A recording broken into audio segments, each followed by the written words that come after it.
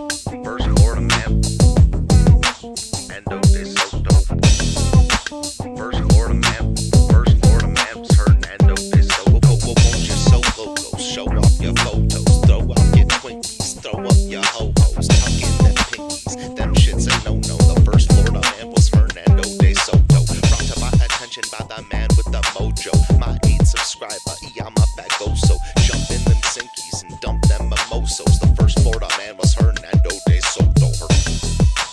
First Florida man was Hernando de Soto. First Florida man was Hernando de Soto. Hello, everybody, and welcome to the show. How's everybody doing today? Well, I hope everybody's doing splendidly. So I changed it to 8 o'clock because both of my other shows on Wednesdays and Fridays are at 8 o'clock, and it was difficult. It's so much easier just to say Sundays, Wednesdays, and Fridays at 8 instead of specifying times this day and that day. So we're just doing 8 o'clock on Sundays from now on, except for next weekend. That's another story. I'm not going to be here next Sunday, but we'll figure something out. Maybe I'll do earlier in the afternoon. Sunday, next a week from today will be different. Anyway, I have so many dogs here today. So if you decide you'd like to support the show in any way, we have, of course, the stars of the show, Xena and Ava. And then we have Xena 2 is still here. Xena 2. We have Luke over there in the corner, little Jack Russell, and Leia's here as well. Let's see if we can get Leia on camera without knocking over my coffee. There she is. And Leia, of course. So, we have a full house. We have a full house until Wednesday. Anyway, get up, get your spot. Go ahead. You can get up there too, Leia. It's a twin size bed. Everybody will fit, right? Probably not. Anyway, dogs are all here. It is Sunday, so I'm not drinking, but I still do appreciate your super chats. How about this? If anybody donates $20 or more, I will make myself a note on my dry erase and have a drink on Wednesday when we go live for today's donation. Or just wait till Wednesday, because knowing me, even if I write it down and double check it and set an alarm, I'll probably still forget. So anyway, I guess we'll just jump into the first story. I don't want to start off with the cover story because I want people to be able to roll in here, but I still want to entertain you guys. So let's do a couple of other stories first, and then we'll get into this thing that happened on the light rail in Charlotte. Crazy stuff happening in the world. Crazy.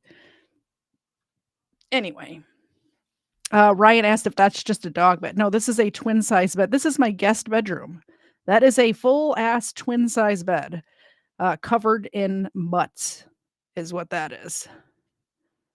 Covered in, well, I think Xena 2 is not a mutt. Actually, the only mutts in this house right now are my dogs, to be clear. We have a Jack Russell, we have a boxer, we have a pit bull, and then my 2 mutts. That's what's happening.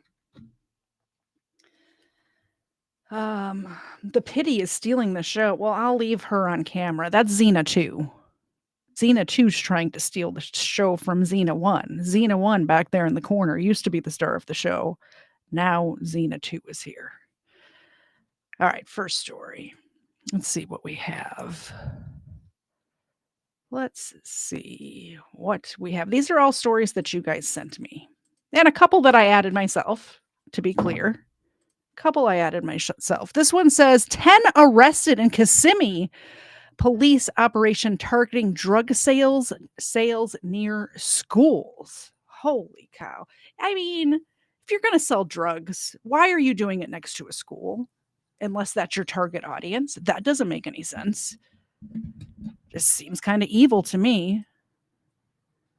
Oh, hold on. There we go. I'm in North Kissimmee here near Main Street and Cypress. This area has a lot of businesses, schools, and unfortunately has had a lot of drugs. I caught up with Kissimmee Deputy Chief of Police Wilson Munoz. He told me about the arrest of 10 people following a 2-month operation aimed at disrupting narcotics activity. The area is nicknamed the Wall because of the way this large building that faces the road looks, and it attracts druggies and dealers. They were selling cocaine, crack It's cocaine. because there's no windows. It's complete words are hard. I chose the wrong career. Anonymity. Yeah. I still don't think that's right, but I don't think I can do it. You know what I'm trying to say, right? People don't know who they are. So, because it's a giant wall blocking the view from anybody else with no windows, put some cameras up, guys. What are you doing? Look at this wall. Nobody can see you. Druggies and dealers. They were selling cocaine, crack cocaine to be specific, and fentanyl. Near a school. Yes, so we have Central Avenue Elementary. That is right down the street from the Wall, if you want to call it that. How concerning is that? It is very concerning to us, which is why our detectives immediately started working an operation in that area so that we can target the individuals that are selling it, the individuals that are in elementary school. So hopefully they're just there because of the wall and they're, the protection that the wall offers is not that they're trying to sell it to elementary school students. I was thinking it was maybe near high school where they were trying to get people hooked early. I hope that's not the case here.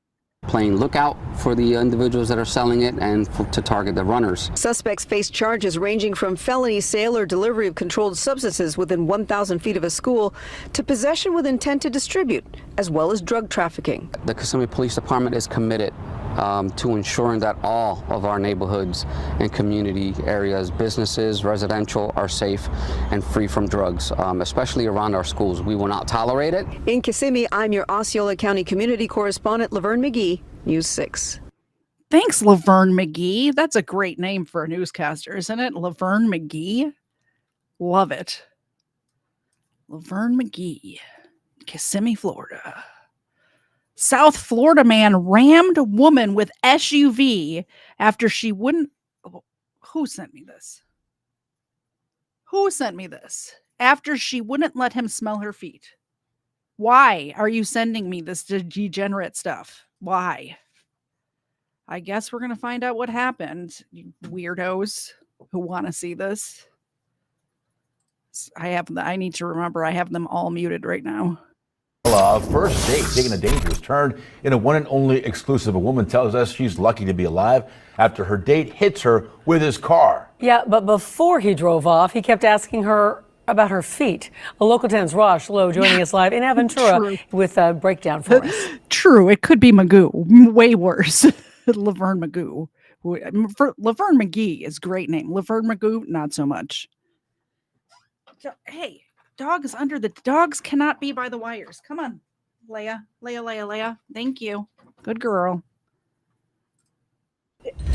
Strange, bizarre, and certainly something didn't smell right here.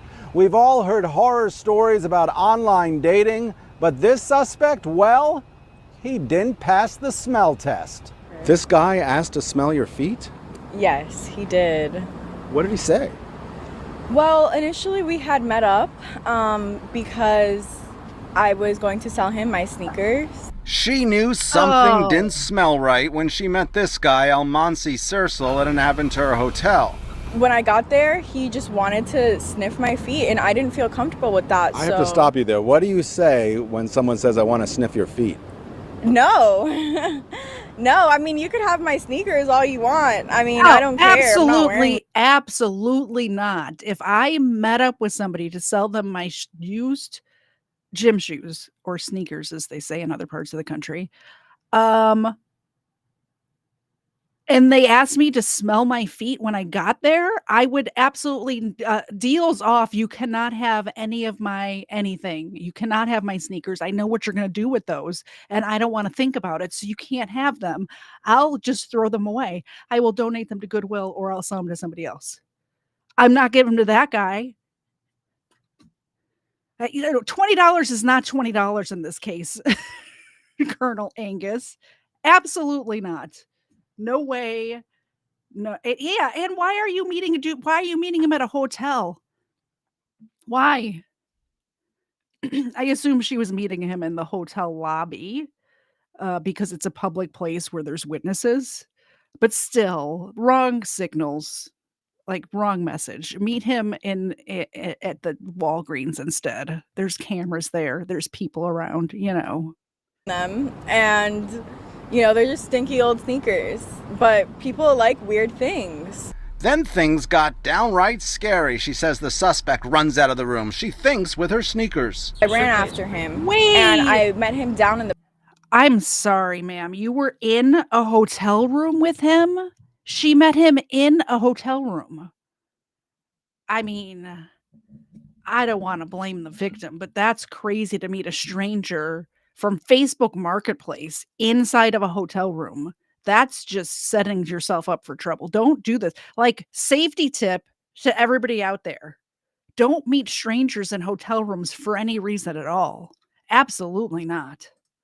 Him, and I met him down in the parking garage. She says he ran her over with his car. He did a 3-point turn and actually hit me with a car, ran me over. He ran you over? He ran me over, and by the grace of God, I'm still standing today. She shows us the injuries. I've met a lot of people who have foot fetishes, obviously, and nobody has ever done anything to this caliber. She says she's lucky to be alive. You're charged with aggravated battery, a second-degree felony.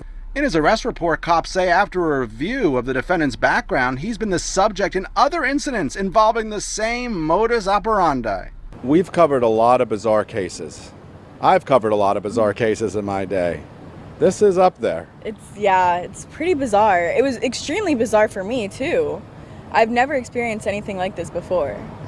So the victim is still frightened, and she says, look, I was truly fortunate to be alive. I was run over with a car. She tells us there is surveillance video. We're hoping to get that video sometime this week. In Aventura, I'm Rosh Lowe, Local 10 News. I know that people have sent me that video. Should I try to find it? I didn't pull it up because it had to do with weird foot fetish stuff, so I didn't pull it up. Let me see if I can find it. Let me play another story before we get to the train thing while I see if I can find it. This one's 2 minutes long. Let's see if I can find the foot video body cam in 2 minutes. A standoff just ended in Westwood after a naked woman led police on a brief chase and then refused to leave her SUV. It was a long-playing incident. Eyewitness News reporter Ashley Mackey's live in Westwood with the latest. Ashley. That's right. That woman is out of her vehicle now and in custody. She's safely removed, and that's a credit to the police officers who were doing everything and saying everything they could to get her out of that vehicle without incident. Once out of the car, police quickly wrapped a sheet around her. Police have been saying and doing, again, everything they could to coax this woman out of her vehicle over the intercom. We heard them saying things like, "We're not going to let you stay here. We don't want you to get hurt. We know you're having a bad day, but it's not the end of the world." This all began around 6:45 this morning when officers responded to a disturbance call. There were reports of a screaming woman on Ovada Place, just about a mile from where we are now. A brief pursuit ensued before the suspect stopped her gray Ford Bronco in the middle of the street here on Sepulveda Boulevard. Using their vehicles as shields, police had their weapons drawn and spike strips were placed in front of her car and adjacent streets as a precaution. At one point, she was flailing her arms around outside the car. We know she had a small dog with her. She asked police to get her dog some water during this standoff. From our Air 7, we saw that she climbed to the back of the car. The Bearcats showed up, boxing in her vehicle, and we know a window was busted because we heard the loud crack and saw shattered glass on the ground. Now back out here live again, the streets are now opening back up. Going north, Sepulveda Boulevard is still blocked off while that Ford Bronco sits there and police wait for people to come and remove that vehicle. Reporting live. I didn't even realize, I wasn't paying attention to the story because I was looking for that body cam, which I did not find, by the way. I can't remember who sent it to me. And I don't know where they sent it to me. People send me stuff in like all different places. If I find it by the end of the show, we'll play it. But I used to work like right over here. This is in Westwood. This is in LA. I used to work right at like San Vicente and so not Sunset. I can't think of the name of the street now. It was like right over there by the Veterans Hospital I used to work. This is right by there. Live here in Westwood, Ashley Mackey, ABC 7 Eyewitness News. Oh, man. All right, now on to the main story. So a couple weeks ago, this thing happened on a train, and the surveillance video of it was just released. So I'm going to play, let's find out what's happening first, and then we're actually going to watch the video. It's edited, so you don't see anything too bad. Just, brace yourselves or whatever. It's not good, obviously. But it is edited, so you don't see the actual stabbing take place. Could have been anybody. Witness describes aftermath of deadly stabbing on Charlotte light rail.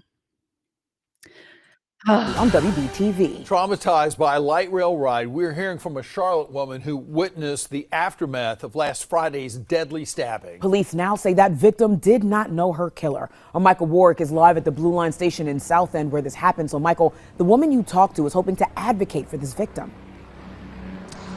It's affected her so much because she was only separated by a light rail car from this. And while she did not know the victim, she wants to see justice done fast. I think all of us want to know why. Takara Howard doesn't know the next time she'll be able to ride the light rail with her mind at ease. I didn't know how bad the PTSD was until the next day I tried to get on the train. Takara says she witnessed the aftermath of a deadly stabbing that took the life of a young woman who police identified as 23-year-old Irina Zarutska. Like, it was so horrific. I've never in my life seen something so terrible. Takara usually sat in the rear car where she says the attack happened, but Friday night, for no particular reason, she rode in a different one. The only thing that kept going through my head is that could have been me, that could have been anyone, that it was not a direct target, it was anyone. Takara is now advocating for the fellow passenger she never met. CMPD tells us Zarutska's attacker, DeCarlos Brown, didn't know his victim. I couldn't imagine the pain that they're feeling. The only thing that I wish and I hope for and I pray for is that they receive justice. While the attacks damaged how Takara gets around, she does hope it strengthens security on behalf of light rail riders citywide. You have to expect for the unexpected now because it's like we don't feel comfortable doing our normal routines. I don't know why this lady's on the news at all, to be fair. Like, she wasn't even in the car. She didn't see what happened. Like, they just put anybody on the news, huh? Well, right now we are working to determine if this attack will lead to any safety changes. We will also let you know when Brown is released from the hospital and taken to jail. Live in South End, Michael Warwick, WBTV, on your side. I can only imagine what she witnessed. Michael, thank you. John? She said she was on the other car. She didn't witness anything. She, saw the aftermath of it. Sorry to be dismissive of her trauma or whatever, but come on. Also, I guess, okay, she lives in Charlotte, so she's not, I guess, because I grew up in Chicago, so we would see crazy stuff all the time on the trains and the neighbor, I saw a lot of crazy shit growing up. So the aftermath of a stabbing is like, okay, maybe I'm different. Tonight, Charlotte Mayor Vi Lyles is releasing a statement about the video of the deadly stabbing on a light rail train 2 weeks ago. That video is just so disturbing, and we are not showing it to you at this time, but it has the moments police... I'm showing it to you as soon as this news segment is over. So in less than a minute, we're watching it. Say the suspect, DeCarlos Brown, is accused of attacking the victim from behind, and the random attack happened on August 22nd. The suspect is then in the video seen walking away and leaving the train at the next stop. Brown has since been arrested and is charged with murder. He's being held in the Mecklenburg County Jail. In a post to social media, Mayor Lyles is calling the attack senseless and a tragic loss. She goes on to say she has been focusing on what safety looks like in Charlotte and that she is committed to making the city a place for everyone to feel comfortable in. On Wednesday, the CAT's Public Transit Advisory Committee is set to get an update on safety and security during its meeting, and we will update you if any new developments come from that. Queen City News Plus. Yeah, shush. All right. Where is... Uh-oh, do I not? Here it is. Here it is. I thought I just put it in the wrong spot.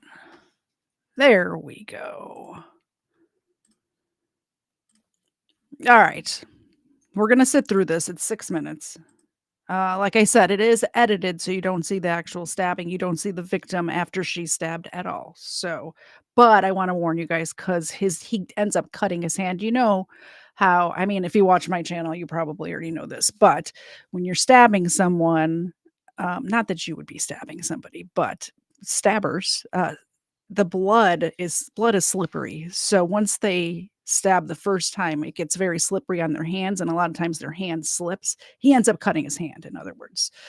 So you see his blood, but he's fine. So.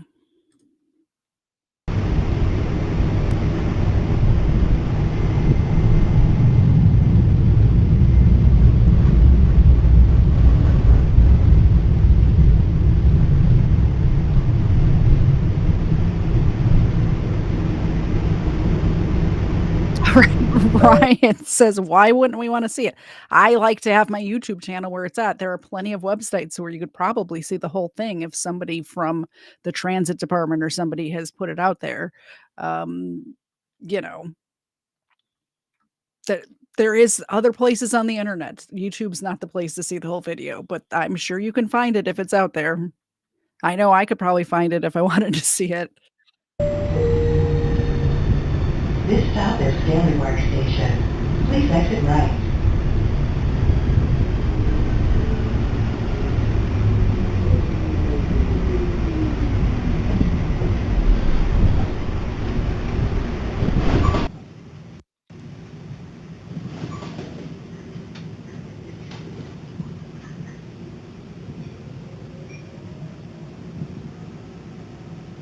Of all the seats she could have picked. And look at how annoyed he looks that she's sitting here, which is crazy to me because it's a whole open row. It's not like she sat next to him and there was other open seats or something like that.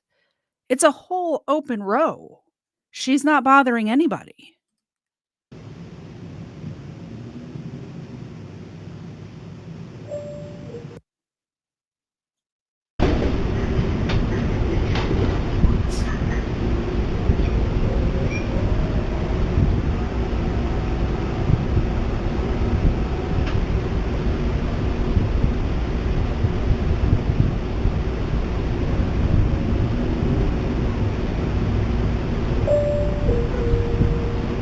Please stand clear. Doors are closing. Train is about to move.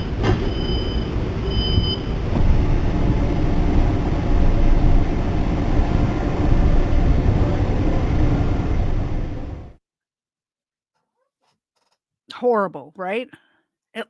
Thank goodness it looks like a little, although she did end up dying, but you know, because he stabbed her in the neck. But it was just a little tiny pocket knife. Look, you can see it there. It's like an itty bitty little pocket knife. Horrible.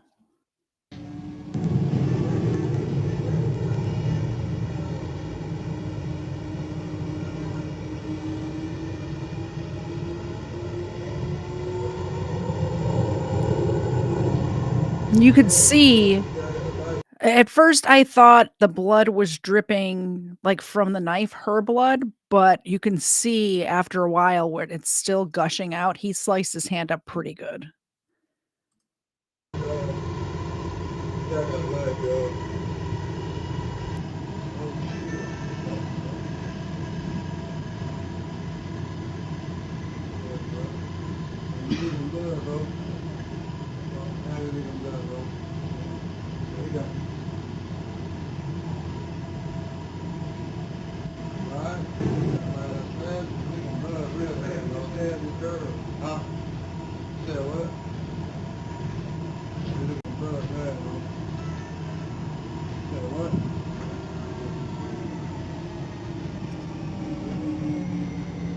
I don't know if you guys could hear that, but whoever's sitting right here said, "Hey, you're dripping blood real bad, bro." And he said, "I just stabbed a girl." Let me rewind it again.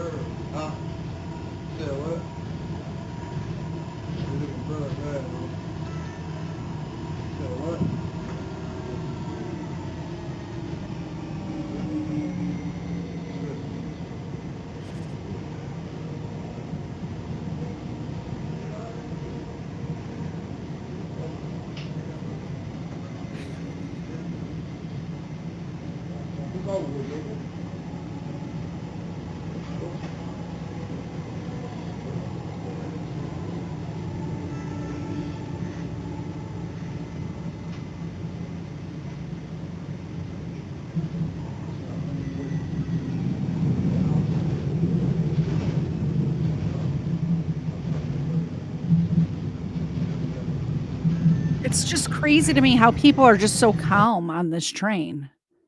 They're just so calm. Nobody's rushing to help her, it didn't look like. I mean, I didn't see it if they were. Nobody's rushing to subdue him. It's crazy to me. Not only that this happened, that he did this to this young woman, but that nobody's reacting to it. What is wrong with people?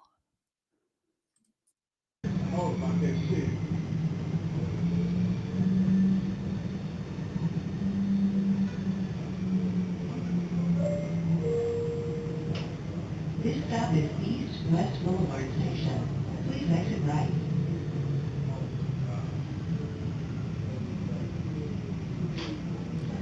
Not that I can see. Not that I could see.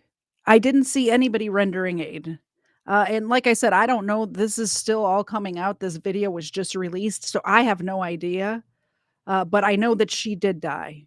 So, if she was stabbed in the neck, it might have been too late before anybody realized what happening. It takes minutes to bleed out from your neck injury. So I have no idea.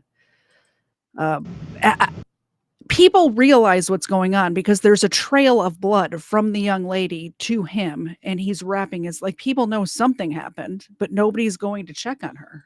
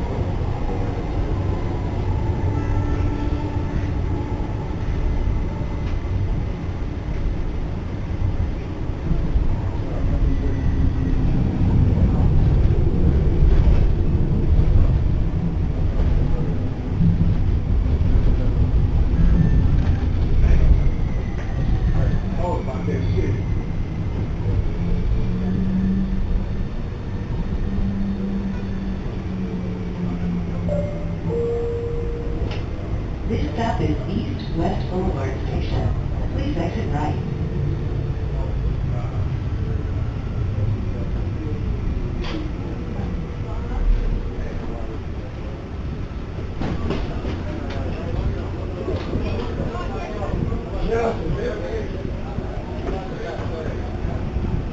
I wonder if those 2 guys that ran after he left, ran towards her, did see what was happening or were just scared to pass him or turn their backs on him and are going to render aid now. I don't, like I said, I'm sure it'll all come out, but I don't know. This was in Charlotte, on the light rail in Charlotte.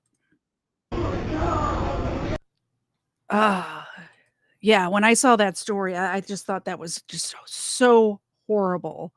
And I had to cover it because there's so many little things that could have been different. First of all, somebody said she didn't provoke him that much. She didn't provoke him at all. All she did was get on the train and sit down. She didn't even look at him that I could see. He was, and if she did, if she made eye contact or if she looked his direction when she got on the train, he was looking down at the time, so he didn't even see that. If she looked at him at all, but is looking at somebody, even if that did happen, that's not provoking somebody. That's like looking around, finding a seat. All she did was sit down. That's it. This guy hopefully goes to prison for the rest of his life because there's no provocation. There's no excuse for this. This person, you cannot turn your back on this person. He cannot be trusted in society. I don't want to breathe the same air as him. I know there's always hope for redemption, but that doesn't mean he has to be having his redemption sitting on a train cart with me. He can have that in prison.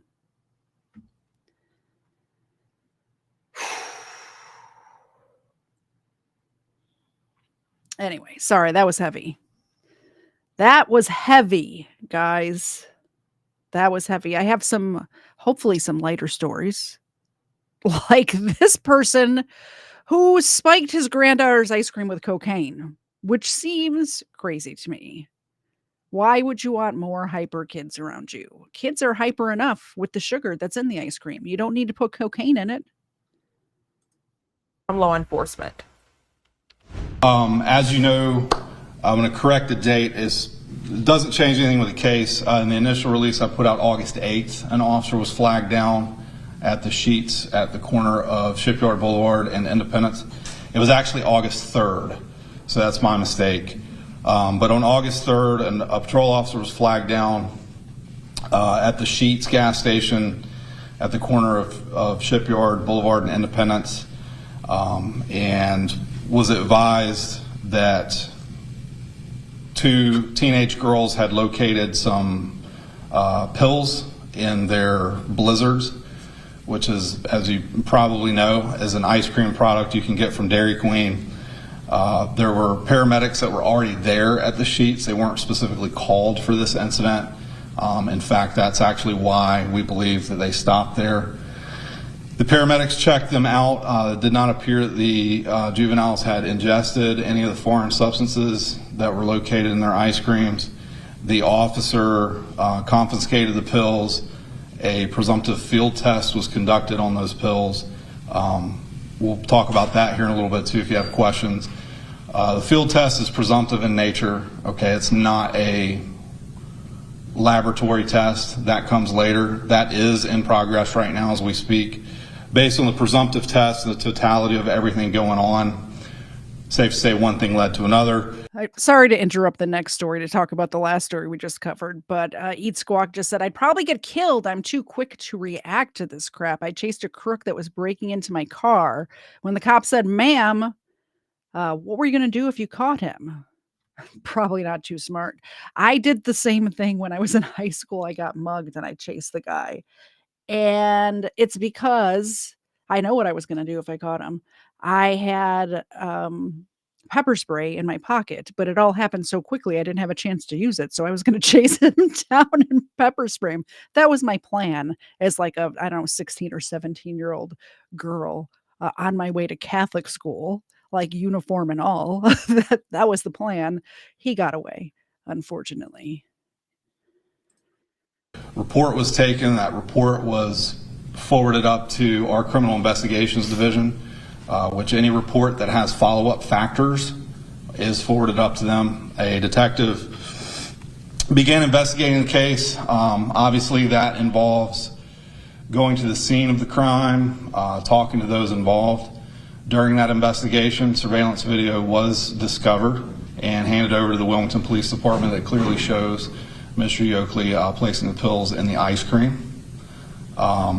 Based on that, other things discovered in the investigation, that detective pursued charges against Mr. Yoakley. It was on the 26th that he came to the police station and was taken into custody, and those warrants that have been taken out and were served. And then he was transported to the jail, the New Hanover County Detention Center. He was given a $100,000 secured bond by the magistrate and was able to post bond and is currently out on bail right now. That's kind of where we're at right now. I think most of that information is probably already known. I know various outlets have obtained court paperwork through the clerk. This story's crazy. We do need a break. This is a 20-minute news conference. So thank you very, very much, Charmed Forever. The doggies need a break. I needed a break. I think everybody here kind of needed a break, right? All right, we'll start over here with Ava the terrorist. There you go. And Xena 2. Xena 1 in the back row. Oh, stolen mid-air. Did you see? Talk about Crimeland. There's crimes happening right here in this room. Not for you. Not for you. All right, Xena 2 or Xena 1 got it. And we have, I don't know if you guys are going to be able to see Luke and Leia. There's Leia. Here, Leia. Oh, and look at this cutie pie right here. That's Luke. Thank you so much. I appreciate that. Back to the news conference with this grandpa spiking his granddaughter's ice cream. Clerk's office is public record and gleaned other information there. So if there are any questions you guys have, I'll try to answer them, and I also have my help over here that can potentially answer or clarify anything that you may be curious about. I'll open it up. I think I probably know the answer, but will you guys be releasing that footage? No, we're not going to release it. The case has to go to court, and once it goes to court and is presented as evidence and the case is adjudicated, there's a potential then. But no, we won't be releasing it prior. Have you guys found exactly where Yoakley got the pills from? Don't believe so. Like the source? No. No. Are you all able to say what type of narcotics were found? Kevin, do you want to kind of... The pills that were received... Come on up here so they can... It's fine. The pills that were received that night were tested in a field test, which is not conclusive. It just gives the officer an idea of what we could be dealing with, especially for narcotics or poison or anything like that. So the presumptive test showed that it had the same compounds as other drugs. It may very well not be those drugs when it comes back from the lab. So that's where we are right now. So for us to say it's not absolute as to what it was, it definitely was a pill because it was wet. The markings weren't readable. So we're not going to jump to conclusions. We only listed the type of drugs that were, I think, released in the warrant because that's what they tested for in the street, but it may turn out to be something else. So the street field tests basically are designed to test for compounds that make up illegal narcotics or narcotics in general. So it indicates the compounds, the chemical compounds that are there. So there's no question, we're talking about drugs here. It's just getting to the point where it's isolated, identifying exactly what drugs are there. That's in progress right now with the lab. Would it have been a lethal dose? Hard to say. I not being a medical professional and not knowing specifics, how different folks metabolize things, I really can't say whether it would be lethal or not. There was not a huge amount, and I know that's kind of a broad term there, but yeah, I mean, it wasn't. We're talking 1 pill per container. So, and I don't know what the milligrams come up to be or anything like that. Again, a lot of that stuff's gonna depend on the lab findings. Just to confirm something you said earlier, you said you believe Mr. Yoakley stopped at Sheetz because paramedics were already present there? I believe so. So I believe the young ladies that are involved in this case, when they discovered the pills, they became very concerned and emotional, and I believe the 16-year-old involved was driving, and right now it looks like that due to concerns, fear, panic, if you will, made the decision to pull in there. What do you guys think this grandpa's end game was by spiking the granddaughter's ice cream with cocaine? It just seems like a weird thing to do. Like, what is his end game here? We think that decision was probably made by the juveniles to go to the gas station since they saw an ambulance or paramedic vehicle there. So if Yoakley is from Surrey County, do you all know why he was out here in Wilmington? We believe he has a residence here. Yeah, so I don't know about his residential status in Surrey County, but we do know he's a resident of New Hanover, or he is a resident of New Hanover County as well. We had heard he's got a bit of a criminal history. Can y'all elaborate on that? I'm actually not familiar. I haven't run his criminal. Okay, so people are saying pedo, but cocaine doesn't seem like, I would think the same thing if you just said, oh, this person drugged these teenagers ice cream. I would think the same thing. But drugging them with uppers does not make sense to me for that situation. Do you see what I'm saying? Criminal history, I'm not familiar with that. Have you spoke to the family or the girls? The girls were interviewed extensively for the case, yes. Okay, yeah, so the females involved have been interviewed. And did you cover the relationship of the girls not necessarily being... I didn't go deep into that. So we know one juvenile is a step granddaughter. Well, at least he referred to him as granddaughter, but the other one's a friend of the granddaughter. Correct. Yeah. I don't know if you're able to elaborate. What did he have to say about this? I don't know myself, and I can't find out and elaborate on that. Yeah. What else? The parents, have they said anything? Not that I'm aware of. Our investigators have been in contact with the family and spoken to them, but again, that would be something in confidence between them. So at the time that these two teenagers flagged down, someone, did they... This makes sense. Maybe he was planning on blaming Dairy Queen and suing Dairy Queen? That could be it. Explanation that it was potentially their grandfather?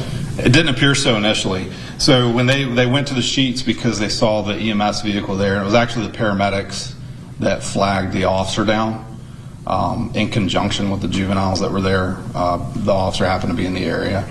So it all kind of happened rapidly and quickly, but yeah.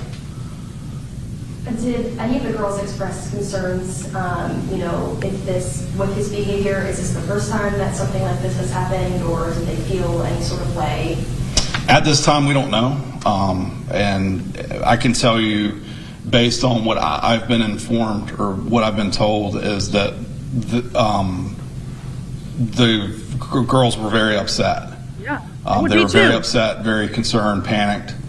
And of course that was this incident, but as far as like indications of any other past behavior or anything, I can't go into that if that's been expressed or not. And just anecdotally, I mean, this is kind of a wild case. I mean, have you ever seen anything like this before? We've seen cases before where people have put drugs in people's drinks or food. I mean, yeah, it's happened before, and it does happen.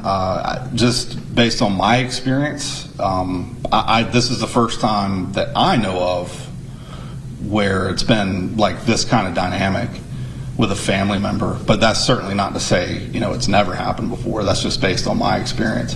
It's not an everyday occurrence. Typically when you think of people putting something in someone's drink, you're traditionally thinking downtown or, a roofie, if you will, or something like that. And that could be a completely different scenario. But yeah, I mean, as far as in my experience, family member wise, it's the first I can think of as I'm standing up here, but it's, again, certainly not to say it's never happened before.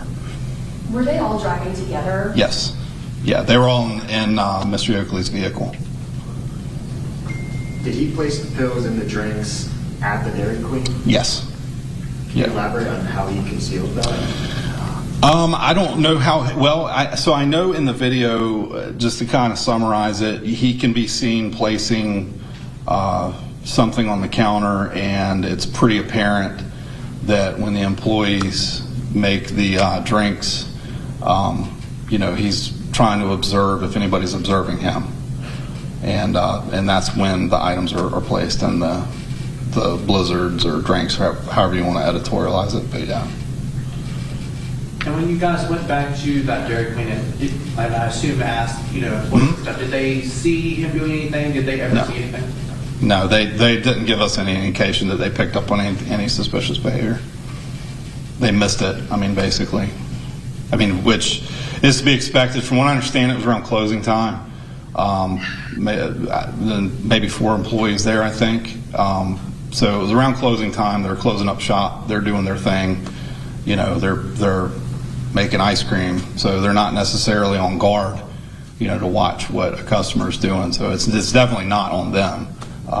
And there was obviously an effort by Mr. Oakley to try and conceal his behavior. So this mostly occurred at night?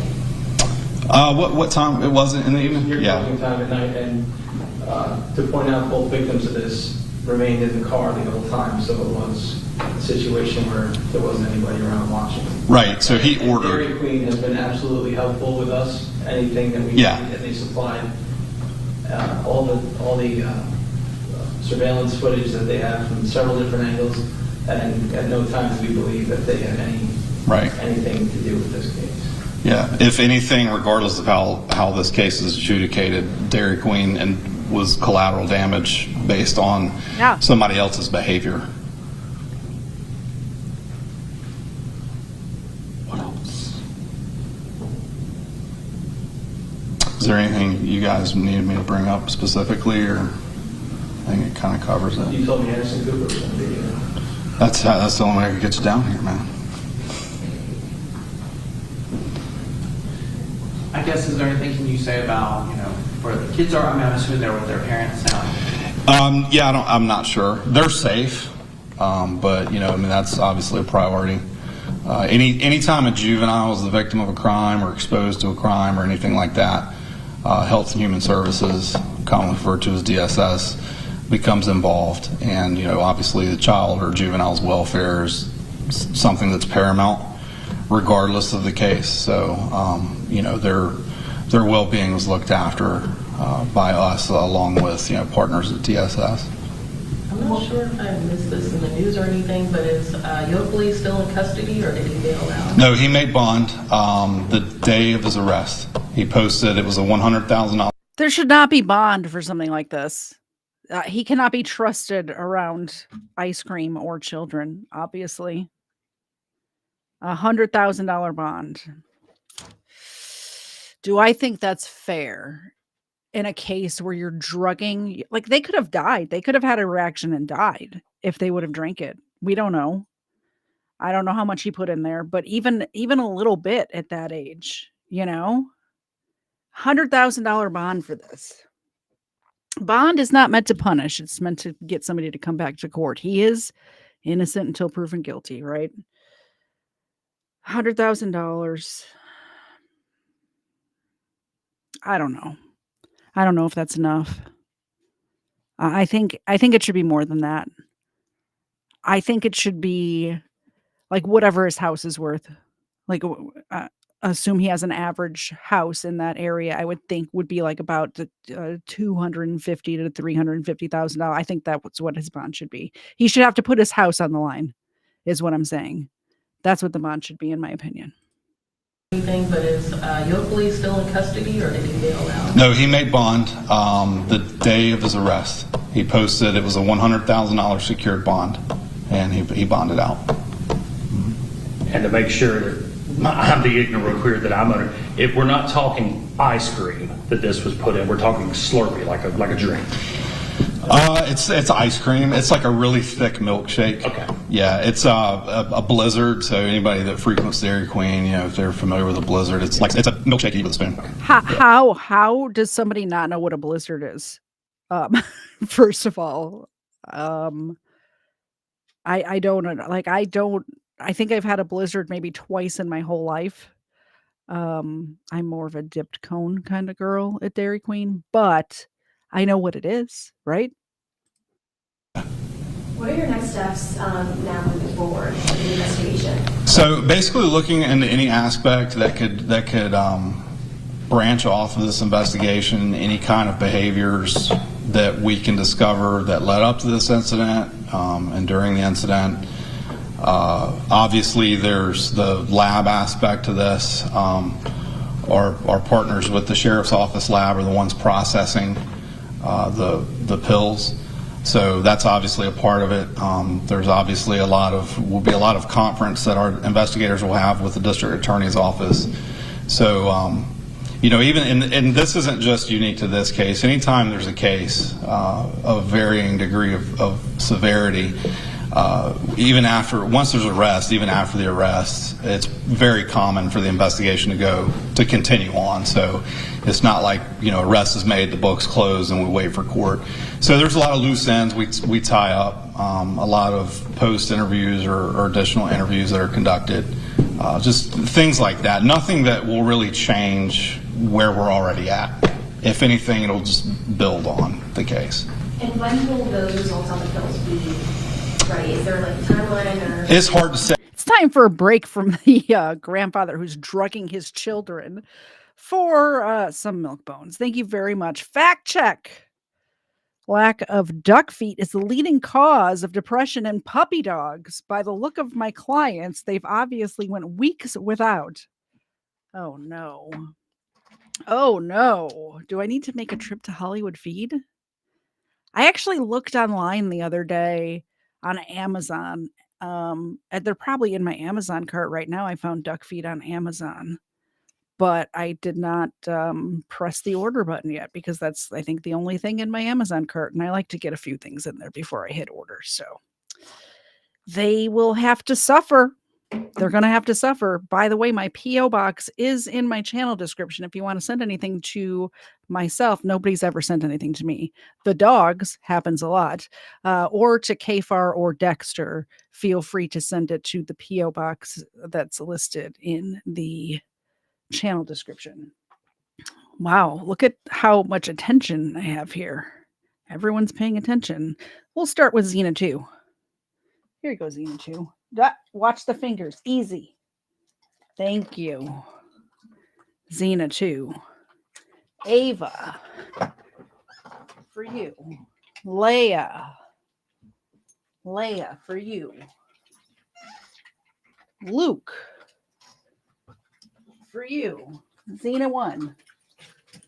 Xena got hers. Thank you very much. I appreciate that. The doggies definitely appreciate it. And we needed a break from the story, so I think everybody in the chat probably appreciates it too.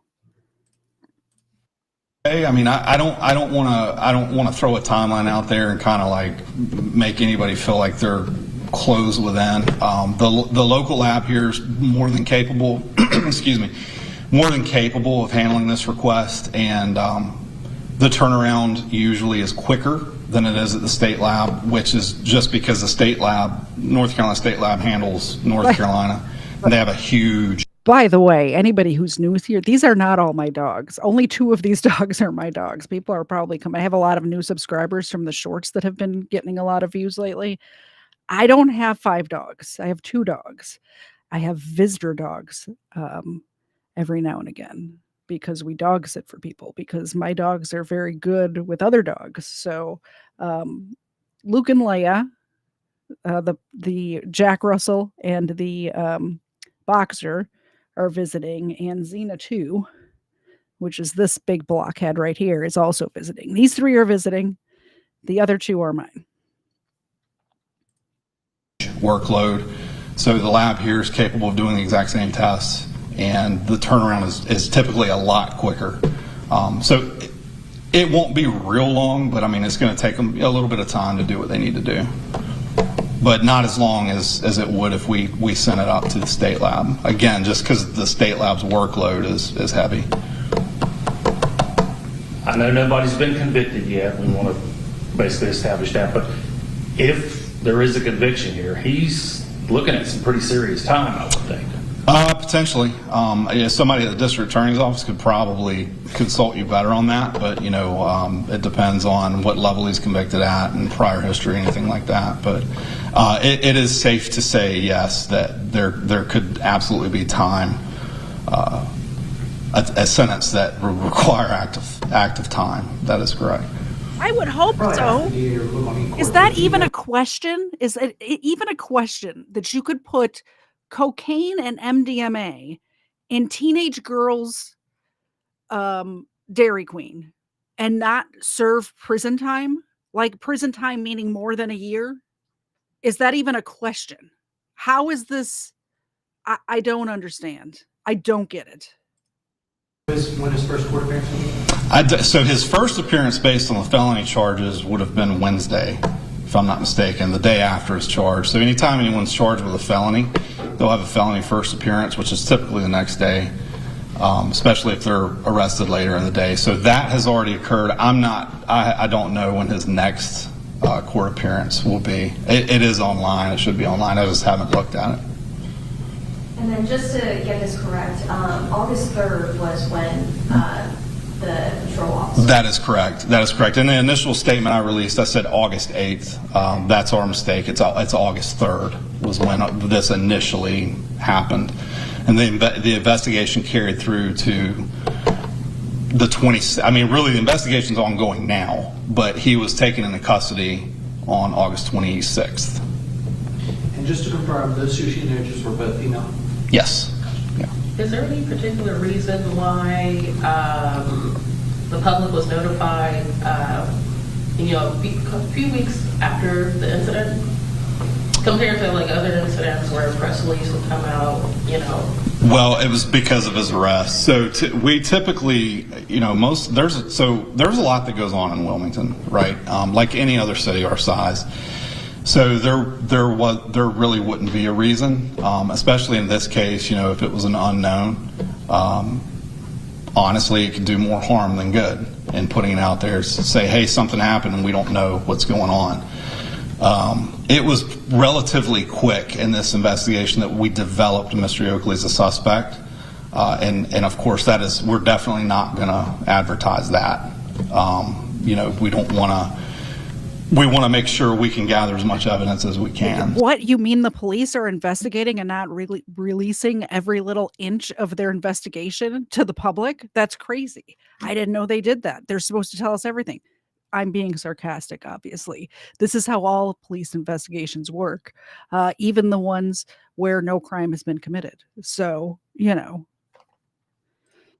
So, yeah, I mean, this wouldn't be one of those situations where we put out a media release or anything like that until the arrest was made. Thank you for the $5 super chat. I usually put Imodium in my blizzards. It helps in the hours following. I'm back in form. LOL. It's just so many of them right now. Everybody chill. You all get one. Everybody just needs to chill. Okay? Xena 2. Easy. Okay? Easy. Thank you. If I don't say easy, sometimes I get my fingers stuck in her teeth. My fault, obviously, not hers, right? Thank you. Good girl. Leia back there in the back. Luke. And original Xena. OG Xena. I appreciate it, Cerebral Tackle.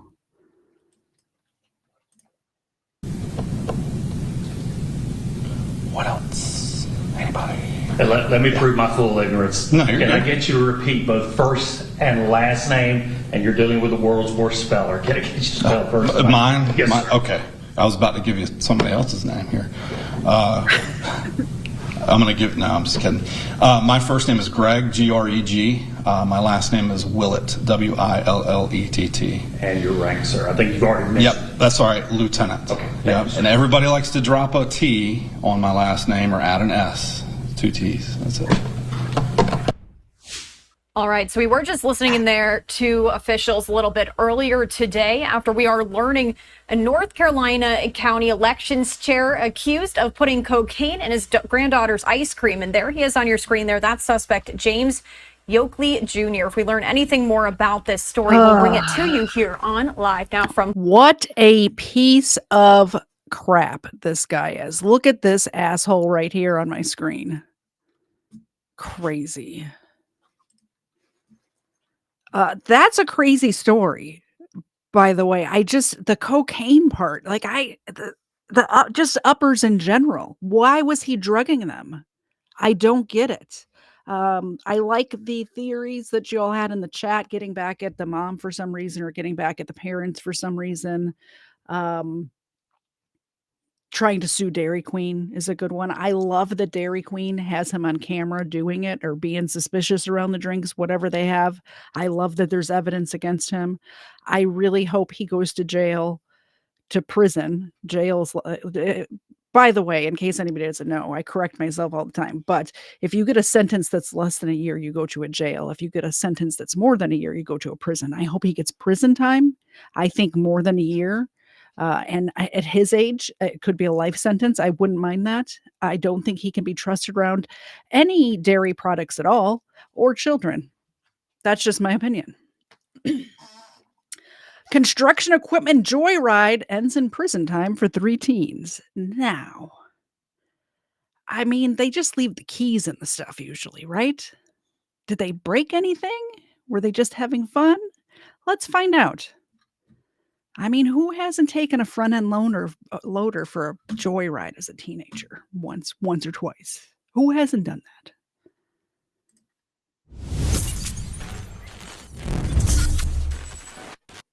I got 2 subjects on the northeast corner of the property, possibly 3, working with some stuck equipment. I'm not sure if they belong there or they're juveniles or not. They are now they're repositioning one of the lulls to try to unstick the other one. One lull is looks like he's headed towards the other equipment on the north end of the property. Let him jump the gate and you get him.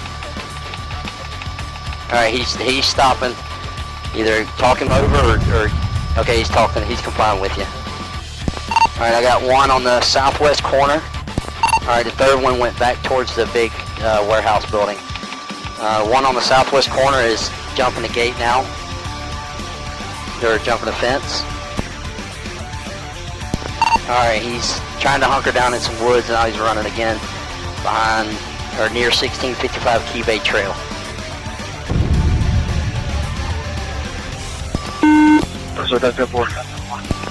Alright, I got the third one. He's running south beside the water treatment plant now in the field.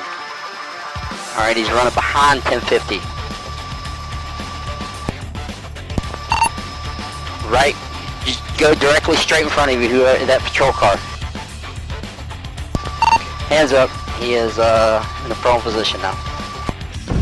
Got him. I guess that's all we're getting. Behind 1040 Indian Ridge. I guess that's all we're getting from Osceola sheriffs. They're not going to tell us what happened. They're just going to give us the video. All right. That's fine. I get it. Man found dead at Burning Man festival. You know, you go to a pagan ritual, you get a pagan ritual. Am I right? Let's hear what happens. A homicide investigation has been launched at the Burning Man Festival in the United States of Nevada, in the U.S. state of Nevada. The United States of Nevada, I said.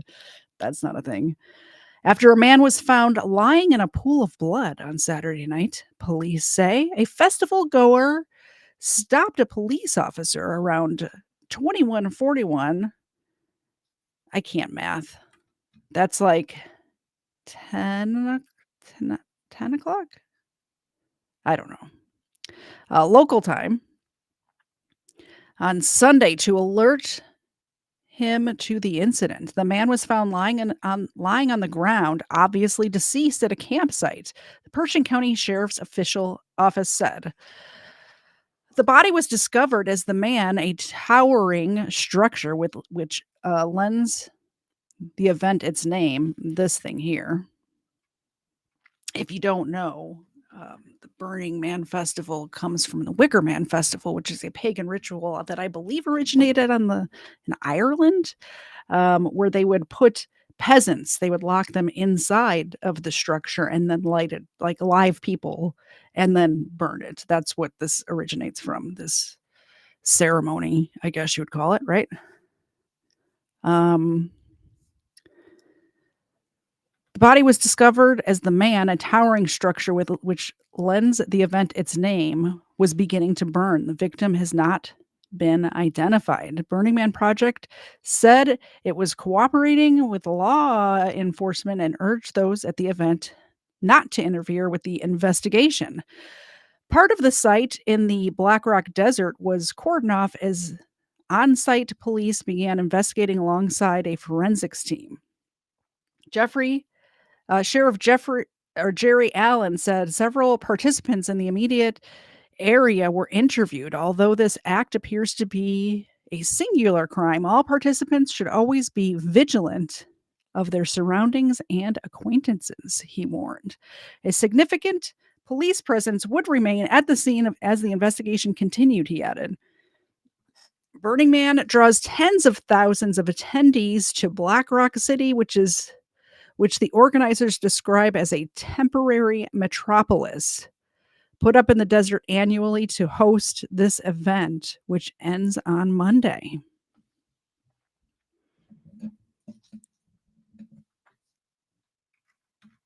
Crazy.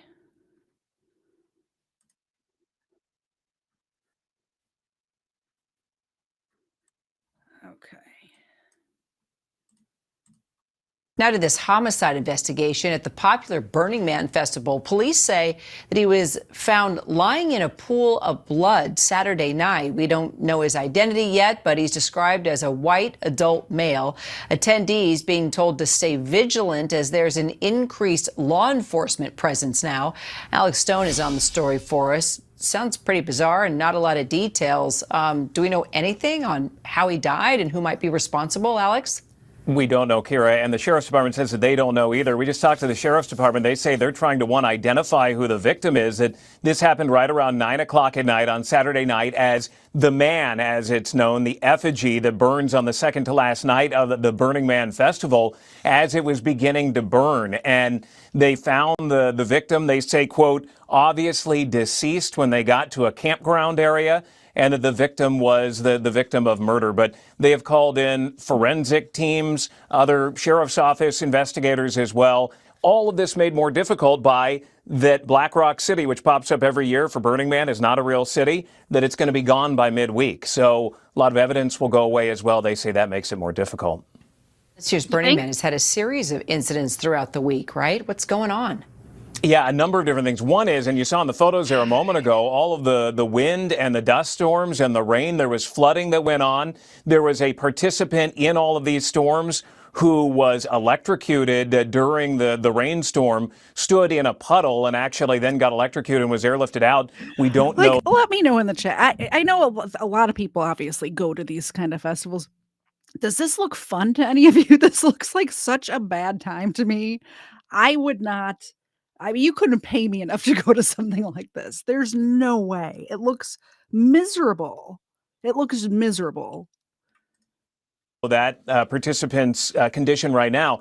Then there was a baby that was born to a woman, 36-year-old woman, who she and her husband claimed they didn't even know she was pregnant. 3.5-pound baby born about a month early, but that she claimed that she hadn't even been pregnant, had no symptoms of it. There were medical workers who were camping next to them and actually helped them deliver that baby. So a lot of things that went on over the last couple of days.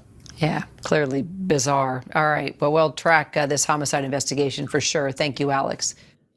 Crazy stuff. I know that KFAR has already covered this story, or I think he did. He talked about covering it, but somebody did put it in my Crimeland tab, so I'm going to cover it too. It says Livonia police used the grappler to catch a car thief.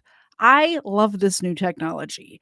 And I'll tell you why. Because it stops a car and it puts way less people in danger than when they do the pit maneuver. Because the pit maneuver, you never know you never know how that's going to turn out, right? They could do a pit maneuver and this car could jump over that barrier into oncoming traffic and kill somebody coming the other direction. You don't know. It puts other people who are innocent people, presumably, in danger. So this new grappler thing that they have, I love it. I love that they have it and that they're using it, and that they're still catching the criminals without putting other people's lives in danger. Let's watch. I got to show you this new video of the moment police used a grappler to wrangle a stolen car on I-96. The car's rear axle just ripped off when the driver, as you can see there, tried to get away. Now, this is a tool that we're showing you in depth tonight, and it's kind of neat. Yeah, it is. Fox News' Scott Wolchek is here to talk about it and more on that video you just showed us, Scott. That's a pretty amazing situation there. Yeah, it really is. It's something that you feel like you'd see out of an action movie, Brandon, because honestly, when I saw that video, I was thinking, that ain't Batman.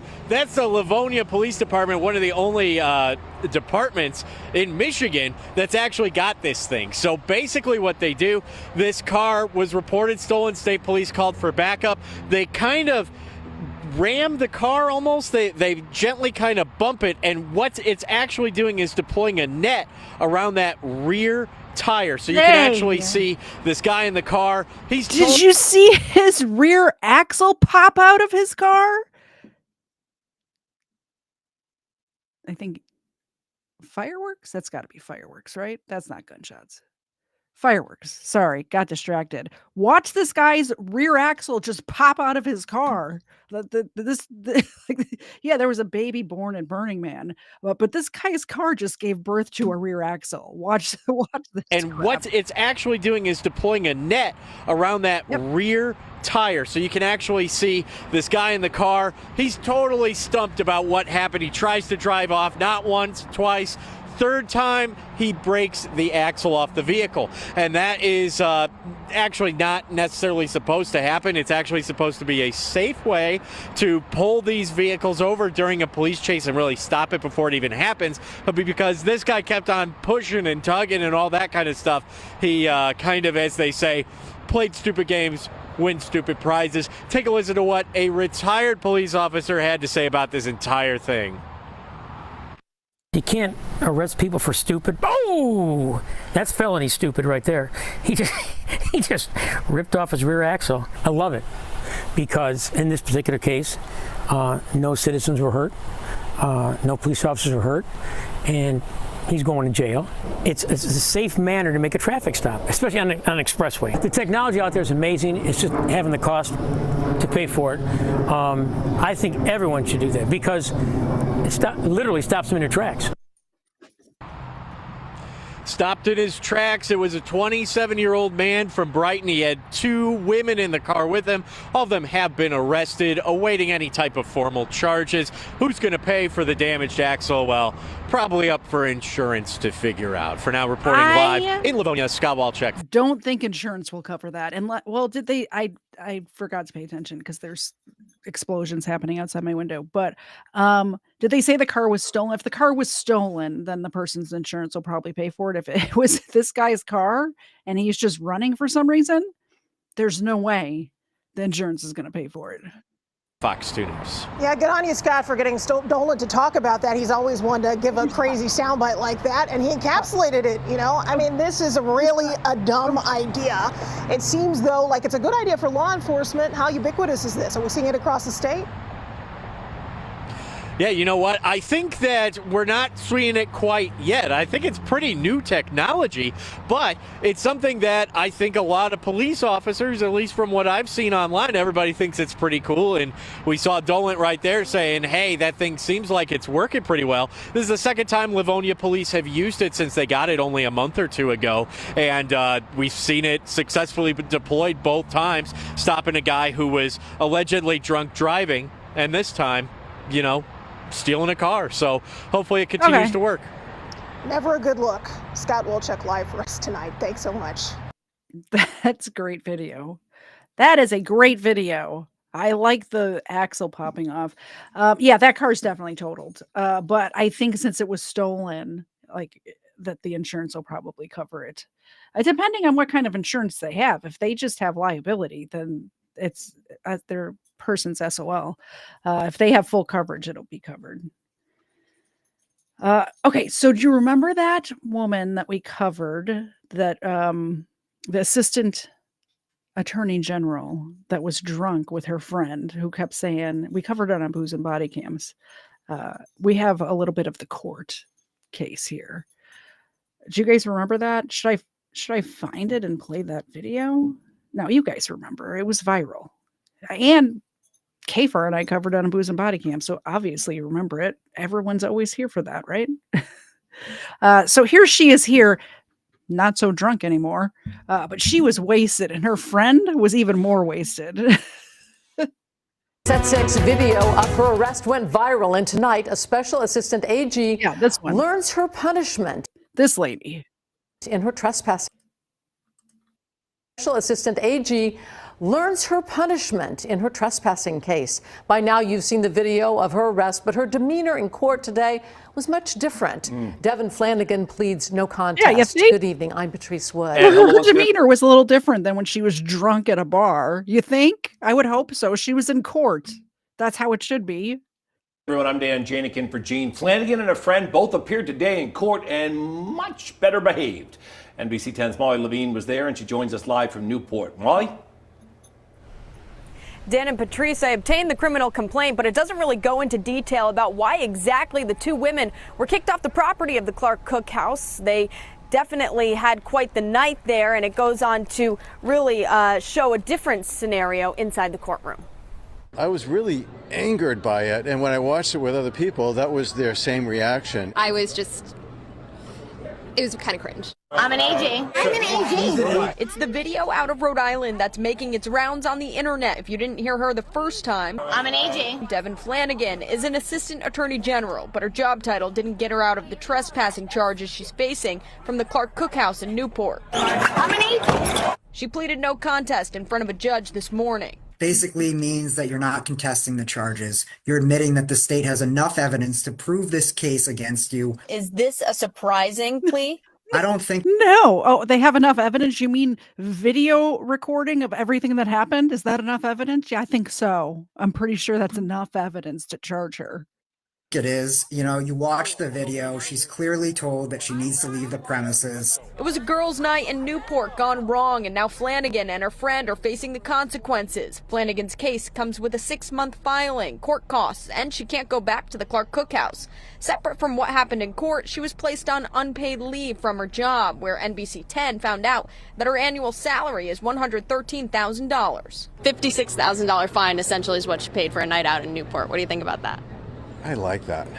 That's a nice little price tag for such behavior. Me too, She sir. had no words for reporters outside of the courthouse. Do you feel bad about what happened? And no public apology. She seemed to have no remorse during the incident. Doesn't really surprise me. And Attorney General Peter Nerona said that he apologized to Newport police in person on Monday and said that Flanagan would do the same. I stopped by the Clark Cook House to see if they had a comment, but they said no comment. Live in Newport, Molly Levine, NBC 10 News. And she was also trying to flag all the body cam channels who commented on it. She did it to Josh Prime. I don't know if you've noticed, but the episode that Kfar and I covered that on was off of my channel for a few days, and it's back now because I disputed or whatever, and it is back up on my channel, but it was down for a few days, and they put the money that I made on it in an escrow, but that went back to my account as well. It's not, I don't get a lot of views after the fact, so it was like pennies, right? It wasn't very much at all, but that went into some escrow account, and it was a whole thing. But it's back up on my channel now, and I think I'll be clipping some shorts out of it because while it was in this like dispute, it came back twice too, which was weird because I did the dispute the first time and then usually it just gets settled from there, but then it came back again, and I had to dispute it again, and now it's back up again. So I don't know, but it's public record. So what are you going to do, lady? Nothing you can do. Sorry. All right. This one says couple saved in their volunteer chopper rescue reunited. Met with angry fire department at landing. I don't know who sent me this one, but let's see what happens. I'm not sure what this is either. Yeah, she has a degree in entitlement. Yes, exactly. When stuff is public record, stuff is public record. There's nothing you can do about it unless she gets a judge to quash it or something, or like, put something out. I don't know if that's the correct term or whatever, but even then it's already out. Like it's already out. You can't undo that. It's already out. Sorry. It's just how it works. Okay, before we get into this story, let's get some milk bones for these poor starving dogs. Looks like she was trying to flash the body cam too while getting into the car. Maybe she was. Maybe she's not making that $113,000 a year salary for a few months. So maybe she's going to try to do an OnlyFans account instead. You need to plots. Thank you. Oh, poor baby. I made her lay down. That's for you. This one is for Xena too. You got to be easy. I don't want to lose a finger. Easy. Thank you. We will get Leia and Xena 1 in the back. Oh, I think she caught it. No, she didn't. Because of the fireworks, Luke is no longer with us. He's probably hiding under the bed in the other room, I would assume. Or he likes to try to cram himself behind the toilet too when there's fireworks or thunder or anything like that. But Luke is MIA. He's the little one. Thank you so much, Cool Clearwater family. Barbara, thank you so much.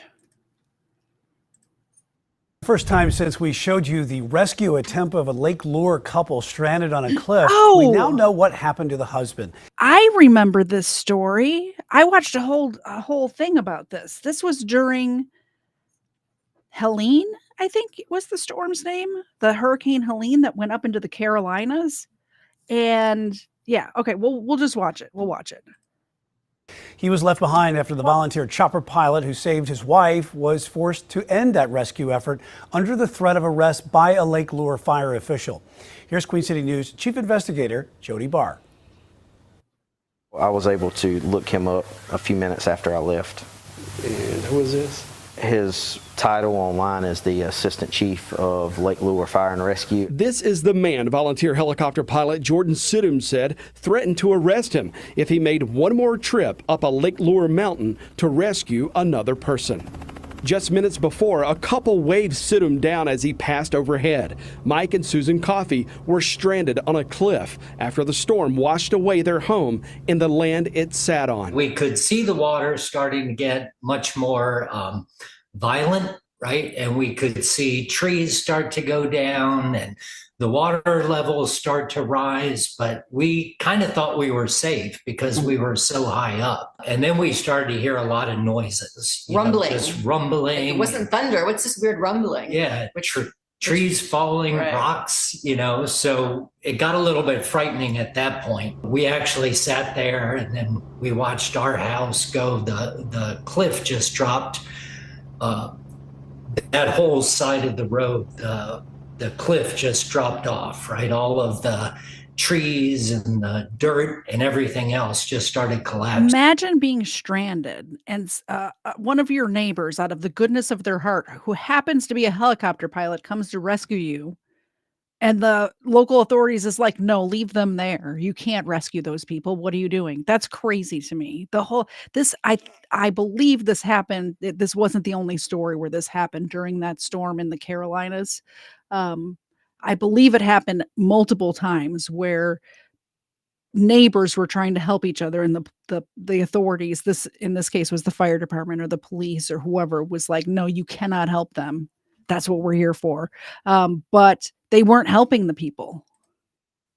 For the next 2.5 days, the couple slept in their car, surviving on 2 bottles of water and 2 bags of chips. Friday night, we had no water, we had potato chips, we're also dehydrating. Like, well, that was a great pick, But so by the next morning, we were starting to get worried again of what we would have to be able to drink. We started to see helicopters go over. So every time we heard a copter, we'd just run out and start waving. There was a big pile of rocks at the house next door. So we did a big SOS sign in the cul-de-sac with the rocks, and just staying in the moment to stay positive and not worry too much. And then we saw this small black helicopter fly, and we were waving at it, and it stopped. And it actually stopped. Well, yeah, it circled over us. When you saw that helicopter make a U-turn and start coming toward you, what was going through your mind at that moment? Thank God. Thank God somebody saw us. Somebody was trying to help somewhere. So that was the first time somebody actually stopped and acknowledged that we were there. And so Mike says, of course, for me to go first. He'll stay there with the cat. And then Jordan says, I'll come back and get you. Sidum left his son with Mike Coffey and flew Susan to what Sidum described as a command post 3 minutes away near Lake Lure. So we land, and I get out of the helicopter and I go towards them. And so then Jordan is able to come out, and they're just standing there looking very mad and very annoyed. And so, who are you? I didn't realize he had just taken upon himself, followed his heart to come help rescue people. And this communication is so down, it's hard to know who to let know that he has this free airspace, that he can go do this. So he was telling them who he was and what he was doing. And they just were just not happy. They weren't happy about it. And he said, this is our this is our mission. This is our operation. We can't just have you flying in and out. And so he was trying to tell them, Jordan was telling them, well, I can't just leave her husband there. I don't want to separate a family. So if you just let me go back and get her husband. Not to mention the fact his son was up there now too, because they just said that it was a 2-person helicopter. So he left his son up there while he took the woman to the coordination center or whatever it was. I don't know. He has to go back for his son. And then I'll bring him here, and then I'll take my son, and we'll go. One of the Michigan firemen Sidum says he spoke to and who gave him radio frequencies to help coordinate with them told him to do whatever he had to. Susan Coffey witnessed that conversation. Pretty much told him, in a way, break the rule, just go get her, go get the husband so that they can be reunited. So that's why I thought that it was okay that he was going to be able to go get him. I didn't know that then he was threatened with arrest. He was told just to leave, and so I thought he was going to go get my husband. And he informed me when he got there. And when I got to the door, he said, I am so sorry, but I'm told if I bring you back that I'm going to be arrested, and I can't take you back with me. And in fact, I was told I couldn't come get my co-pilot, my son. I just told him I'm not going to leave my son here. Yeah. He said, I am so sorry. I don't know what to tell you, but I need to take my son and we're going to leave. And they've told me they're aware of where you are and you will be rescued. He takes off. I had no idea where my wife was. I couldn't comprehend what was going on. Like, how did this make sense? And when, if ever, I was going to be reunited with her, or how long it would take for some other rescue crew to get back to me. So that was the most stressful part of the whole experience. I can watch my house go. I can watch our neighbors' houses go. We were together, right? And we knew each other was safe. And when he left, that thought, right, just kind of disappeared. Like, okay, I don't know what's going to happen from here. Coffee hiked down the cliff and found what he believes is that same Michigan rescue crew from the command post. Probably 20, 25 minutes later, I saw a rescue crew across the river, and I was waving them down, and I was able to get down the banks to our side of the river where I could at least yell and communicate across the river saying, "Do you have my wife? Do you know where my wife is?" And they were giving me the thumbs up. They used ropes to drag him across the raging, debris-filled river to safety. And the very first thing he said to me was, "Are you okay?" Pretty sure a helicopter ride would have been safer than dragging him. Do you see this water? And like they said, debris filled. A hurricane just happened. So it's full of like trees and houses and parts of cars and parts of barns and stuff. They should have let the helicopter guy just get him and then be like, okay, you can't rescue anybody else. Like at least get the dude. Oh, vey. "Are you Mike Coffey? We've got your wife. So she's safe." So at that point, I could relax, knowing that she was safe. Those guys also, they came down from Michigan. They don't know us from anybody. They were willing to put their lives on the line. They're also heroes in the story. Was there a point in time when either of you thought maybe you may not see one another again? Of course. I certainly did. Yeah. He didn't know who took me, and at that point, I mean, honestly, this guy shows up in a helicopter, he takes your wife, and then he comes back and says, "Oh, I can't pick you up," right? I had no idea when things or go if, through your mind, right? I was going to see her again, where she was taken. After a few hours, the Coffeys found one another again. So when the bus came back to get me, and then I see the doors open and Mike's head sticks out, and he's like, "Susan," I'm like, "Mike, oh my God." I was so relieved that, that he was. Look at how lovingly he's looking at her, and look at how upset she was to be. These two, the goals, am I right? These two love each other very much. You can just tell by the way they're telling the story together. Picked up, and that we were back together. In the days after the storm, the communication lines were down at Town Hall. No phone, internet, or cell signal either. We sent messages to Assistant Chief Chris Melton, the man Jordan Sidham said ran him and any other pilot who showed up out of town under threat of arrest. But Melton never responded. Thursday morning, instead of making Assistant Chief Melton available, the town offered its town manager for an interview. So what the personal aircraft coward this guy is to not do the interview. Like, you're the chief that's making the orders, and you send this town manager, who, by the way, looks pretty young to me. I don't know if she's media trained. I assume she is, but you're sending her in to do your dirty work for you? What? Why? Just answer the questions, chief of the fire department. That's your job. You have a duty to your constituents to answer their questions. That landed was not only unauthorized, but also they provided no notification that they were coming, and that did pose a potential risk to ongoing operations with search and rescue. And then, also just wasn't safe for them to be there as regular citizens, especially since we didn't know, who they were or what they were doing there. In the days after the storm, through that Sunday morning, there was no restricted airspace in Lake Lure. The FAA did impose a temporary flight restriction after this encounter between Mr. Sidham and the Assistant Fire Chief Melton.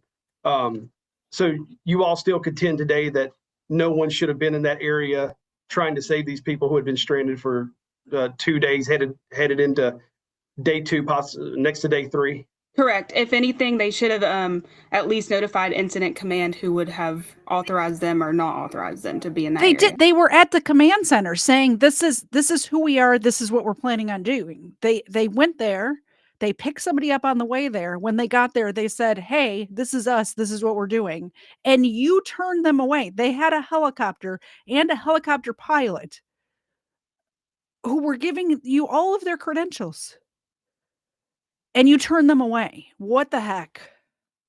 Sidham said he did exactly that. When he landed at the Rutherford County Airport and spoke with the people in charge, Sidham says airport officials told him they were only selling fuel to private aircraft if those pilots were helping in the search and rescue effort. Sidham has the receipts showing a fuel purchase going into Lake Lure that Sunday morning and one after the arrest threat just 2 hours later. And I'm unaware of that. Yep. Ms. Stuman, less than 24 hours later, private pilots were being asked to return to that area to do what Mr. Sidham was doing at that time. Oh! Do you see how that? Oh! Did you see who just popped his head in? Oh, watch this door back here. Yep.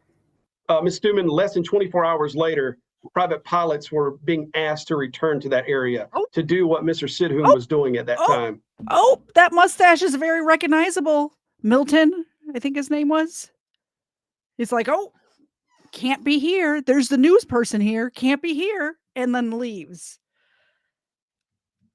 Look at this guy. Yeah, that's him. That is definitely him.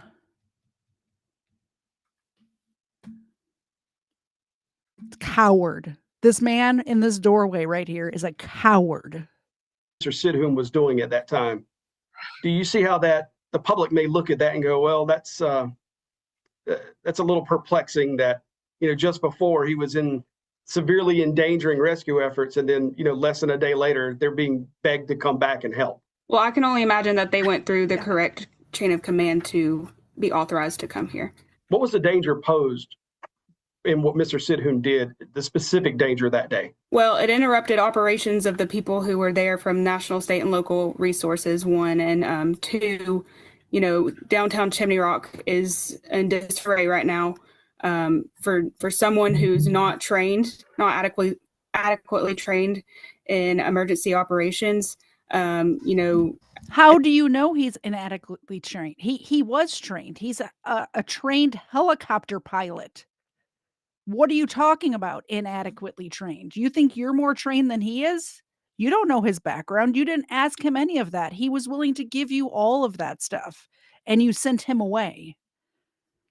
In all honesty, I kind of feel bad for this girl because her boss, who just popped his head in the door, by the way, put her in the hot seat. She should not be here. She should not have to be the one dealing with this, right? But also, it's a bunch of nonsense. Especially at that time, they should not have been in that location. Well, just some hours later, he was back in the area, and the county welcomed him in to do exactly what he did just the day before. Do you think his training was significantly improved overnight? I think that it's not that we're turning away help or volunteerism at all. That was a great question from the news guy right there. Oh, so his training improved in 24 hours that much? Basically saying to her without saying to her, that's a dumb answer to the question, ma'am. Do you want to rethink that answer? Do you want to try again? Oh. Significantly improved overnight? I think that it's not that we're turning away help or volunteerism at all. Once again, we just need to go through the right steps to do that. So we're aware, the state is aware, Rutherford County is aware, and the town of Lake Lure and village of Chimney Rock is aware of what's going on. That was not the case initially. Are you all welcoming those private helicopter pilots who have delivered food and water and medical supplies and are helping rescue human lives from the mountains around Lake Lure? Are you guys welcoming them now? That would need to go through the Rutherford County Emergency Management or the State Emergency Management. I'm asking you as an official, the leader of... She's playing hot potato with these questions right now. Oh, ask somebody else. You should know the answer to that. Even if it's their decision, you should know the answer to this question, ma'am. Emergency management or the state emergency management. I'm asking you as an official, the leader of Lake Lure, North Carolina, are you now welcoming those private helicopters in your community? Yes, if they go through the necessary channels. Do you think that your people on the ground in Lake Lure did what they should have done when they handled this flooding victim that was delivered to them in the encounter between Assistant Chief Melton and this private pilot? Yes, sir. They were doing what they were supposed to do at that time. And, you know, I can't speak highly enough of Mr. Melton and all of our emergency personnel that's here right now. They've been out here for days on end, putting their lives on the line to save people. And, you know, they were doing their job. What would you say to him today? I would ask that why he didn't take the time to assess the whole situation and make a better decision. As an emergency manager, director, and assistant chief of the fire department, that's the time that you should try to be coordinating with outside agencies to get more help in. That's your job title, and there wasn't much coordination going on. Sidum told us the only thing he regrets is leaving Mike Coffey behind, and whatever price he had to pay, he should have paid it. I'm sorry. If I had to do it over again, I would have stopped and I would have rescued as many people until they decided they were going to arrest me. He got my wife at his own cost, That at a risk. is a good man. He obviously a rule follower, so they told him to not do it and he didn't do it. But upon reflection, he's like, I should have just kept rescuing people till they took me away in cuffs. Which is sometimes a difficult decision to make in the moment, but at least he looked back upon it. And I appreciate that statement a lot from him. And I guarantee if he got arrested, these two would have bailed him out. I guarantee it. Because they look like good people too, in my opinion. Until they decided they were going to arrest me. He got my wife at his own cost, at a risk to himself, and he was the one person who actually stopped to help just because he could, right? I mean, he got in his helicopter and flew up there just because he knew he could make a difference to someone. And he did. He's a hero. Yeah. I'm sure everyone's stressed in that scenario, but he was following his heart and doing the right thing. Maybe there were rules that somebody would like to impose order on the chaos, but the bottom line is getting those people out of there. And even if I had never been rescued, knowing that she was safe because what he did would have been enough. So thank you, Jordan. Thank you. Less than 24 hours after we interviewed Jordan Sidum, he was invited back into the disaster area, along with dozens of other private chopper pilots. A massive all-volunteer supply and rescue effort is working out of the Hickory Airport, doing flight rescues and delivering supplies to places where military helicopters are just too big to get into. The latest numbers we have show those volunteer pilots have rescued somewhere around 200 people and have delivered several tons of food, water, and medical supplies to people still stranded in the North Carolina mountains. Wow. In the aftermath of Hurricane Helene, Queen City News wants to remind you about the ways that you can help. And when you scan, somebody said in the chat that FEMA was destroying some of the supplies people sent, which really bothers me a lot because Dave and I, right after that happened, our next door neighbors were going up there to try to get supplies to people. And we went to Sam's Club and spent, I want to say it was just under $500 on water, like just different supplies, water, snacks, toilet paper, toiletry. I remember getting a lot of toiletries. They were asking for like deodorant, toothpaste, toothbrushes, things like that, like basic necessity items. But they had pallets of stuff, my next door neighbor's house here, that they were taking up there. And if the stuff that we spent our hard-earned money on got destroyed by FEMA, I will be very upset. We bought a bunch of blankets as well, brand new, like all brand new stuff. It wasn't even like you know, I probably could have donated a bunch of old, like we have, I don't know, we collect blankets around here. We have a lot of blankets. I probably could have sent all of those up there too. But we bought new stuff from Sam's Club. that day and sent it up there. Anyway, that whole story kind of pisses me off that somebody's trying to help. This helicopter pilot does not need to put himself in danger to rescue people. He's doing this out of the goodness of his heart because his neighbors are in trouble and need help. And this guy who can't even do an interview with the local news decided, nope, you can't help, and then invites him back the next day. Crazy. I got one last story for you guys. We need, we always need a little something uplifting at the end, right? We can't leave on something like we just watched. We definitely can't leave on like the train stabbing that we watched, or the grandfather poisoning his grandchild. Like, we need something uplifting. This was sent to me by, I believe it was Legal Fiction. If I'm wrong, I'm so sorry. I think Legal Fiction sent me this. I haven't watched it yet. I want to be uplifted along with you. So we're going to watch it together. He said this is a good one to end on, and it will make our hearts happy.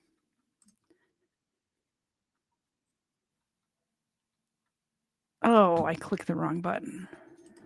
Here we go.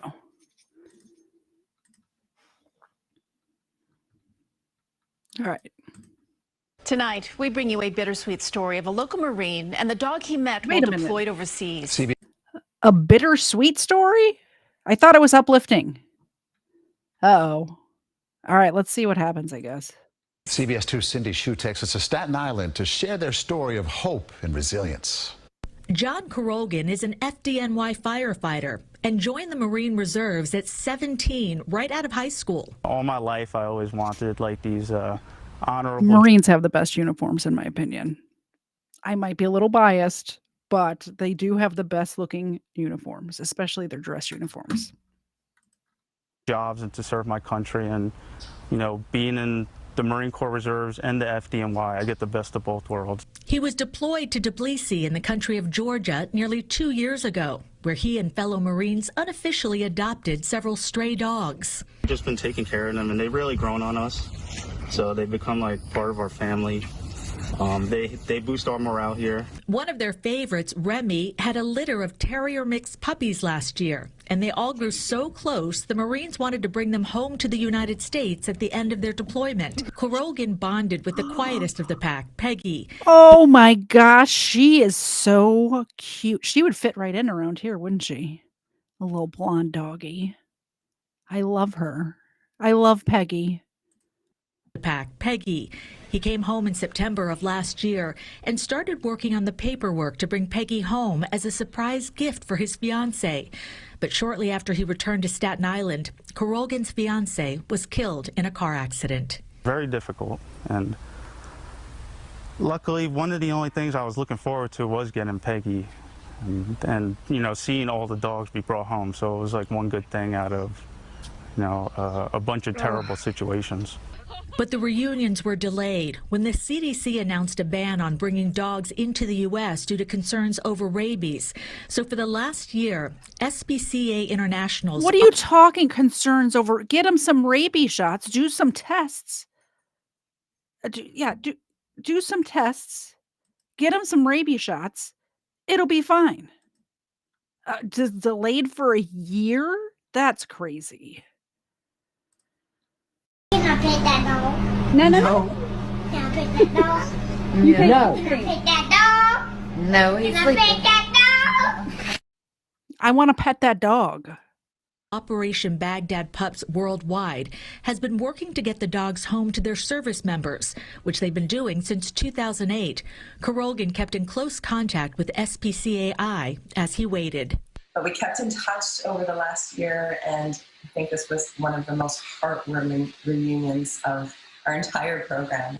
A few weeks ago, Peggy finally made it home to Staten Island. She's just over a year old now and starting a new life in Port Richmond with her big brother and sister, Bella and Bishop. She's been great. Like, she sheds a lot, but other than that, she's she made my life better. Peggy's mom, Remy, and all her siblings have been reunited with their Marines in the States. Aww. And the hope is that one day they'll all have a big reunion. In Port Richmond, Staten Island, Cindy Shu, CBS 2 News. Oh, Peggy fits right in. Yeah. I love And as her. he said, she makes your life better. It really That's is. what A lot of dogs do. heartbreak, a lot of patience, but looks like a good ending. In the end, yes. Yeah. Love it. Love it. That's it. That's the show. I hope you enjoyed it. Don't forget, next Sunday I will not be here, but I do want to make a couple of announcements. Let me pull my calendar up. So, next Sunday, the 14th, no Katie Zed. I'm sorry. I have things that I have to do that day, and I will not be here, and I won't be somewhere even remote where I can like fire up the live stream. So, if I decide to do one earlier, I'll put something out on the community page. I might, depending, like if there's something crazy going on, we might do one like go back to the old 4:30 spot or something like that. But I might just also take a day off. You know, I haven't done that in a while. Wednesday, 8 p.m. Eastern, Friday, 8 p.m. Eastern. Game night this month for members is going to be on the 20th. So mark your calendars, the 20th from 8 p.m. to 10 p.m. We're going to continue this game. Hold on, let me grab it for you guys. I think this one was kind of fun. The truly terrifying trivia. I like this one a lot. We didn't get through many cards last time because it was kind of a shit show because everybody was talking over each other. So we're going to go back to this game and see if we can get some more cards read through on the 20th of this month.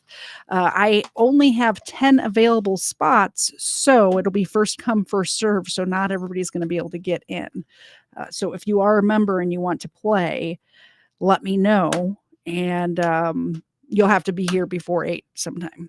We ran out of spots last time. First time ever, by the way, that I had so many people wanting to do this game night that we ran out of spots. I think that's it. I think that's all of the announcements. Oh, new Katie Zed merchandise. Let me pull that up. KTZ.com. KatieZ.com. KatieZ.com. If you go to KatieZ.com, let me pop this up on the screen. There it is. KatieZ.com, we actually have the new logo on some stuff. So if you're looking for a t-shirt, you can get a t-shirt. That's just the back. There we go. They're the super soft, nice t-shirts. Just like this is the old t-shirt. But I got the new design on a t-shirt now. And of course you can get your Xena merchandise. We all know you're not here to see me. You're here to see Xena. True Crime with Xena featuring Katie Zed. Obviously, we got that nice little drawing of her sleeping. That's her normal state of things. And of course you can always get your How to Get Away with Crime notebook to take notes during these shows. Oh, we got a sweatshirt too. Got a sweatshirt too. Very nice. If you want to get your dog a gift, you can get this little bandana to put on their collar. All the things. You know, all the things. Anyway, that's at KatieZ.com. You can also pick up other creators' merchandise there. I'm happy to host other people. We have KFAR. We have Generally Specific. Steven is there. Patriot Jam merchandise, Sunset Saints. The Christ is King merchandise. All of the profits go to onemorechild.org. Like every single, we don't keep any money from that at all. All of it goes to onemorechild.org. I think we've raised through this merchandise alone $150, like $146 and some change, something like that we've sent them already. So if you would like Christ is King merchandise, it's a pretty cool design. It's got the Chad Jesus Christ, obviously. That's it. I just wanted to let you guys know that I put the new logo on the merchandise now. I created the new logo like, I don't know, 6 months ago, just never put it on the t-shirt. So it's there now if you want to do that.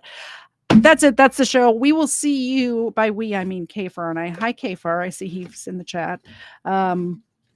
Wednesday at 8 p.m. Eastern. Remember, no show on Sunday unless something crazy happens, in which case I'll go I'll go live earlier in the day. I'm thinking I'm just going to take the day off, though. Check the community tab. I will keep you guys updated. Have a great night, everybody. Bye, guys. Oh, they hear me say bye, guys, and they're like, oh, time to go to bed. Did you see them as soon as I said bye, guys? That was kind of cute. All right, sorry. Bye, guys.